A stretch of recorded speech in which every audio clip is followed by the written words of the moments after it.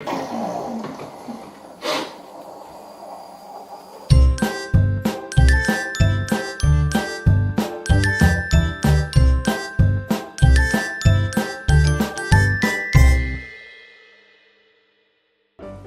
guys, welcome to Imaginerds. Today we're going to look back on 2017 and see what happened in the world of Disney. We're going to start with looking at Disney's movie releases this past year. I'm going to go, the list is long. Pirates of the Caribbean, Dead Men Tell No Tales. We had the live action Beauty and the Beast. We had Guardians of the Galaxy Volume 2, Spider-Man Homecoming, Thor Ragnarok, Cars 3, Coco, Star Wars The Last Jedi. Then we had some shorts, Gone Fishing, which was a Moana short. We had Lou, which went in front of Cars 3. Miss Fritter's Racing School, which was a Cars short. We had Olaf's Frozen Adventure. We had a documentary called Born in China, which was a nature documentary. And then we got the news that Gigantic got shelved this year. Sad. So, what do you guys want to talk about? Beauty and the Beast, just because it's my favorite. Yeah. But they did a really good job. They casted everyone so well, and they didn't ruin the original storyline. The songs that they added were really well done, and just fit into the movie. They're really catchy. Yeah, I found myself like singing all the new songs that come out of the movie when I would like Evermore. Yeah, Evermore was really good. Oh, so good. I'd like to talk about the fact that Marvel came out with 3 movies this year. What? Guardians, Spider-Man, and Thor. And they're just pumping them out now. It's crazy. And they were all really good. Yeah, I haven't seen Spider-Man or Thor yet. Oh, yeah, you didn't watch Thor. You saw it without me. You saw it. I really like Thor. I think Thor is one of my favorite Marvel movies that they put out. I heard it's really funny. Yeah, it's a comedy. It's comical for sure. Yeah. Comedy. Action comedy. Yeah. Alright. And I have to talk about Star Wars because I just would not feel right about myself if I did not talk about it. I think that The Last Jedi really built upon what The Force Awakens kind of restarted. The Last Jedi really took some risks, I'd say, and I think they paid off big time as far as the story goes. I was kind of shocked at points and my jaw dropped for a few scenes. Yeah, well done. They explored more of the light and dark side of the Force. And I was disappointed to hear that Gigantic got shelved. I was really looking forward to that movie. They had the songwriters from Frozen in there, the D23 Expo 2 years ago, and showed a bunch of artwork and stuff, and no, it's just not a thing. It's good to know that Disney's not afraid to shelve ideas if they feel like they're not the quality that people come to expect from Disney. Next up, we're going to talk about TV releases, and this also includes streaming releases. So this year, Disney put out the Tangled series, DuckTales reboot, Big Hero 6 series, Raven's Home, Marvel's Iron Fist, Marvel's The Defenders, Marvel's Inhumans, Marvel's The Punisher, and Marvel's Runaways. Wow, Marvel. 3 movies and 5 TV shows. That's crazy. I will talk about the Tangled series. I really respect that they brought all the original cast back. And there's some like big names in that cast. I really like some of the new characters they've brought in. And I kind of like how they're bringing Rapunzel's hair back, I guess. And like, it's interesting how they brought that kind of back into play because they didn't have a lot of room to go if they left that out. Well, yeah, and now you can have a kind of non-awkward meet and greet when you go to a Disney park and Rapunzel still has That's her true. hair. She's not a brunette. Yeah, exactly. Yeah. I just really like Little kids asking, why is your hair back? Yeah. I don't know what you're talking about. No. Now she can say, oh, you haven't seen the TV show? The premiere for the rebooted DuckTales was really awesome, like really well done. They redid the theme song. Like it's the same theme song, but like just really like upbeat. it stays really true to the spirit of DuckTales, the adventure and stuff, and it's in a new, like, really cool comic book art style. It's cool to see Disney going back to animated series that are about Disney characters. And Marvel, what the heck are you doing? My gosh, you need to calm down. Calm down, Marvel man. We're going to talk about parks and all the things that happened in the Disney parks this year. The Main Street Electrical Parade came back to Disneyland for the summer. Fantasmic returns new and improved to Disneyland. Tower of Terror turns into Guardians of the Galaxy Mission Breakout. Pixar Pier was announced. Happily Ever After fireworks show replaces Wishes. Yeah. Pandora World of Avatar opened. And Walt Disney World closed for 2 days due to Hurricane Irma. Fantasmic is amazing. Oh my gosh, they did such good. Wow. Okay, so Fantasmic is my favorite show at Disneyland. Has been ever since I first saw it when I was a youngin', like when I was 6.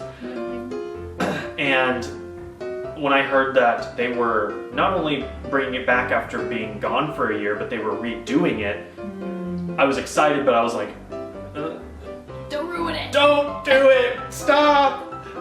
Quit changing everything! But they did a great job of keeping a lot of what was originally in the show, but then also tying in all these new stories that Disney's created over the past 25 years. That was really exciting, and I got to see it the night that it reopened, which was also Disneyland's birthday, so that was an awesome experience. Mission Breakout. Oh was my good. gosh. At first, when they announced that they were redoing Tower of Terror and making the Guardians of the Galaxy, I was upset. But then we went on the ride, and the ride itself, they changed it so now it's not as predictable. Because before on Tower of Terror, you could get on and go, okay, you could prepare for all the drops if you've ridden it enough. Yeah. But now it's just up and down, up and down, up and down, up and down to all the rock music that they listen to in the movies, and so it was way more exciting and thrilling. Yeah, and they switch the soundtrack every time too, so Kind of like Star Tours. kind of like Star Tours, yes, they changed the experience. It's the most immersive attraction I've ever been on. It reminds me of like a Pirates thing, where it's like, it just like 360 everything around you is part of that world. Part of your Anyways, world. so there's things all of, and I actually wanted to stay in line longer because I wanted to read all of the descriptions of the artifacts and everything. So Yeah, there's solid so much attraction. Well, I guess I can talk about Pixar Pier, even though it's not obviously done yet. Yeah, Just just the started. concept art is out there. From what I've seen in the concept art, it looks pretty amazing.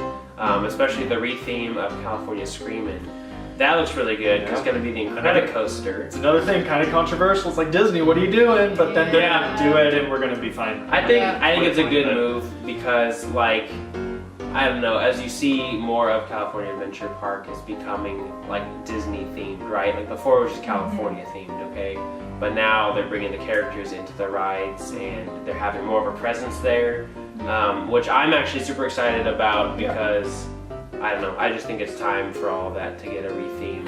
I don't know. And with the new Incredibles coming out pretty soon, that'll be pretty awesome having the re-theme of California Screamin' and the movie around the same time. Yeah, That'd be cool. It's And I like mean, they planned it. it's like they planned it.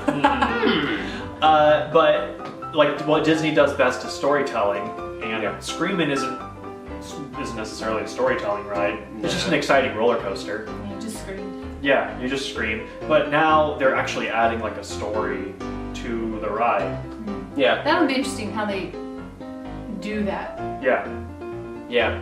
Pretty cool. Apparently in one of the tubes that you go in at the top, they have like a long like Miss Incredible like stretching through there, and the whole thing is they're trying to chase down Jack Right. because Okay. he's running amok or whatever, and so they're gonna have like projection stuff like in those tubes. That'll be pretty sick. That's So cool. it'll be a storytelling roller coaster, Yeah. Nice. which Disney is no stranger to. Right.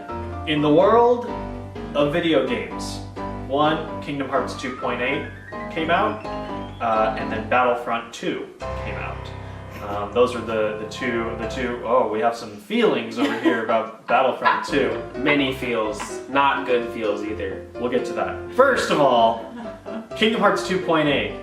I was really excited about that one because I've always been a Kingdom Hearts fan. 2.8 actually had like a new game that came along with it, as well as HD remixes of some of the games that they have already released. Put it on PS4.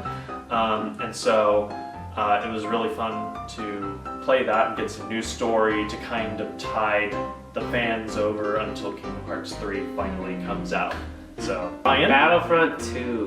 Where do I begin? I was so excited for Battlefront 2. I got Battlefront 1, and like that itself was a bit of a train wreck.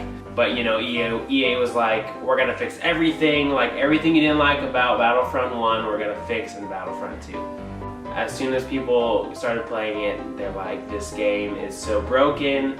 Like, it's a pay-to-win game where you have to shell out a bunch of money to buy stuff. I remember them talking. Or you can just, you know, play for hours on end to unlock the stuff that, you know, the kid next door is just going to pay $10 to unlock.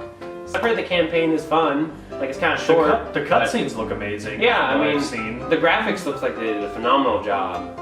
It just looks like a beautiful game with broken mechanics. All right, now we're moving on to some of the more general news that came out with Disney this year. So D23 happened this year at the Anaheim Convention Center, and a lot of announcements. I was at the live action panel. They announced Wrinkle in Time, which is coming out soon, Nutcracker in the Four Realms, which looks interesting. They talked about Star Wars, which is out now. They talked about the live action Lion King. Mary Poppins Returns, which is actually upon us. It's coming pretty quickly. He also made videos on D23 Expo too, so if you want more information on that, you can check out that video. Yeah, if you want like a more extensive thing of what I experienced at the expo, there's like a 28-minute video of me and my family, friends at the D23 Expo and all the things that we saw. So if you want to see more of what happened there, you can look at that video. Not so great news is the news that John Lasseter is being accused of allegations in regards to sexually harassing some of his coworkers. We are all very saddened by that news, as is everyone else, obviously. Here, like, it's just sad to see like that leadership kind of fall within Pixar. Yeah. But at the same time, like, kind of have to remind myself that Pixar is more than just like the one guy. Pixar is like the ginormous team of artists and storytellers that they have there. So I'd say, hopefully Pixar comes up with better leadership in the near future. Yeah. So very recently, news came out that Disney is purchasing 20th Century Fox and all of its assets. Disney now owns the rights to Deadpool, which that'll be interesting because that's like a totally different like Marvel Another thing world than Disney's Marvel, so that'll be interesting what they do there. They now own The Simpsons, and they own majority stake in Hulu as well, which is kind of interesting. And then now they also own Anastasia, who everybody mistakes as a Disney princess anyway. So that now would just seem natural. Now it's sort of true. Kind of, makes sense. But the big thing is also X-Men. X-Men, yeah, forget about that. Right. Right. So this, to me, makes me ask the question, what's next for Disney's streaming service that they're looking to produce? Because there's been talks about them creating their own streaming service for a long time, pulling all their stuff off Netflix and kind of hosting it on their own thing, where they'll actually, I guess, eventually start putting out like direct-to-streaming content for TV shows. There's been talks about a new Star Wars TV show, which is actually going to be produced, and I think they're planning to do that as a direct-to-streaming option. So do they just put that all on Hulu, or do they make a whole separate service for Disney? It'll be interesting to see what they choose to do there now that they own so much of Hulu now. Thank you guys for watching this video and joining us in this 2017 retrospective of the Walt Disney Company and everything that's happened over the past year. If you like this video, click like down below, leave us a comment, and subscribe to our channel Imaginerds so you don't miss any of the fun that we bring to you every single week. Thank you guys for watching, and we'll see you real soon!